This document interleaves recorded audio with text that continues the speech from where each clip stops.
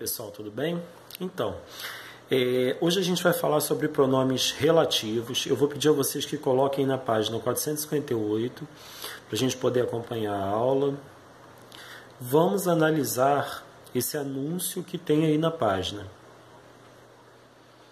Estudo de língua, pronomes relativos, e logo em seguida vem escrito assim: leia o anúncio a seguir. Me acompanhe aí, por favor.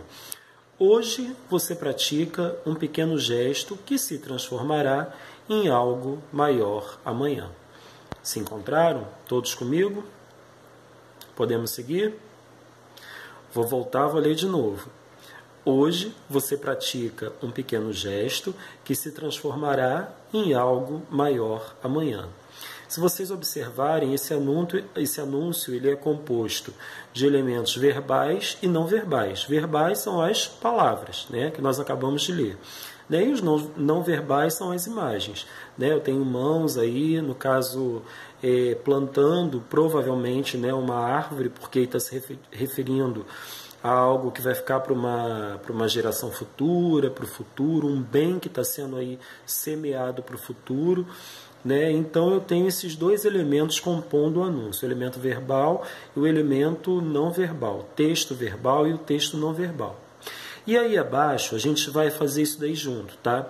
Tá dizendo assim: retome o texto verbal do anúncio e responda. Somente o texto verbal. A gente só vai analisar o que está escrito. Então vamos lá. Primeira questão, primeira pergunta: quantas orações formam esse período? Como eu sei, como eu identifico a quantidade de orações que eu tenho num período? O que a gente aprendeu? O que eu tenho que fazer primeiro? Qual é a primeira etapa? Qual é o primeiro procedimento a ser seguido? Para identificar a quantidade de orações, eu vou localizar os verbos. Então, circulem aí para mim os verbos desse período. Vou aguardar. Vamos lá, encontraram? Eu tenho os verbos pratica e o verbo transformará. Pratica e transformará. Eu tenho dois verbos. Se eu tenho dois verbos, eu tenho duas orações. Circularam? Pratica e transformará. Abaixo eu tenho um comando: divida as orações e indique a principal. Como é que a gente faz isso? Lembram? Abre e fecha colchetes, abre o colchete lá no início do período e fecha no ponto. Nesse caso aí o ponto final, né? Logo depois da palavra amanhã. E aí eu preciso de um colchete intermediário para poder fazer essa divisão. Hoje você pratica um pequeno gesto, primeira oração. Segunda oração, que se transformará em algo maior amanhã. Então, depois da vírgula, eu coloco o meu colchete intermediário. Então, qual é a minha oração principal? O comando está pedindo: divida as orações e indique a principal. Qual é a oração principal? Hoje você pratica um pequeno gesto. Aí eu tenho a oração principal. Vamos lá? Que palavra uniu as duas orações? Volto, vamos lá, vamos comigo. Qual é a primeira oração? Hoje você pratica um pequeno gesto. Segunda oração: esse gesto se transformará em algo maior amanhã. Então aí eu tenho a palavra que está unindo as duas orações. Certo? Próximo, se dividirmos as orações em dois períodos simples, teremos: primeiro período, hoje você pratica um pequeno gesto. Segundo período, esse gesto se transformará em algo maior amanhã. Observem que eu tenho o período, né, composto, dividido em dois períodos simples, e eu tenho a repetição de uma palavra. Qual foi essa palavra aí que se repetiu?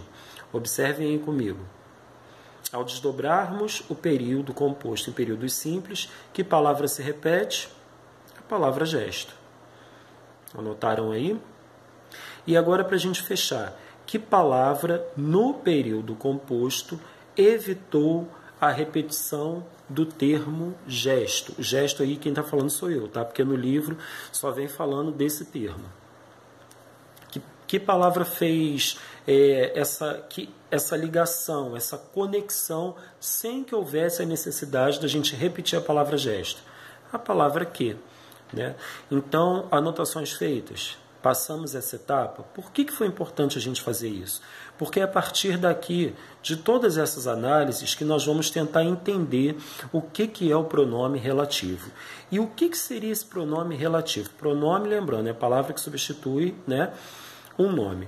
Pronome relativo é um pronome que faz referência a algo que já foi dito, a algo que já foi mencionado, certo? Se a gente levar em consideração esse período que a gente analisou, eu evitei a repetição da palavra gesto usando, né, o pronome relativo que. Então, essa é a função do pronome relativo. O pronome relativo é um elemento de coesão textual. Lembram que lá no início do ano nós falamos sobre isso, os fatores textuais, e aí eu falei de coesão e coerência. Coesão é conexão, né? São as ligações ali entre os termos linguísticos ali da minha frase, do meu texto, da minha oração.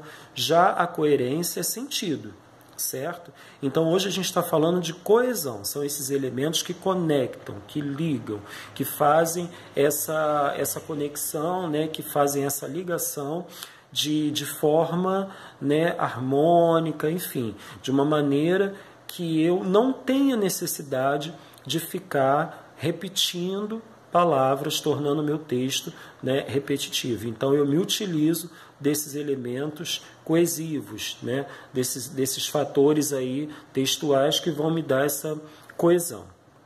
Então vamos lá, acompanhem comigo no livro. A palavra que, logo aí abaixo dessa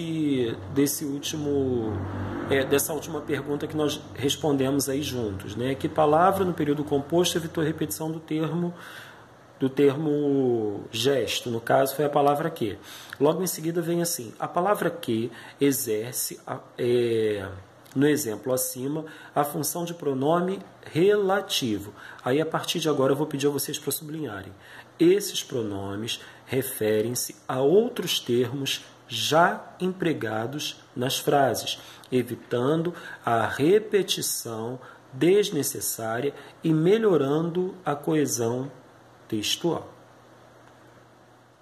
E aí está dizendo, né, conheça outros termos que atuam como pronomes relativos. Temos abaixo uma tabela com todos os pronomes relativos e os termos aos quais eles fazem referência, né? Então aí a gente tem esses exemplos dispostos aí na tabela.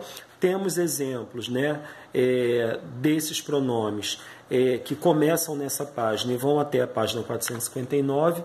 A gente vai conversar melhor sobre isso lá no WhatsApp, mas antes de eu encerrar o vídeo, eu vou pedir a vocês que coloquem lá na página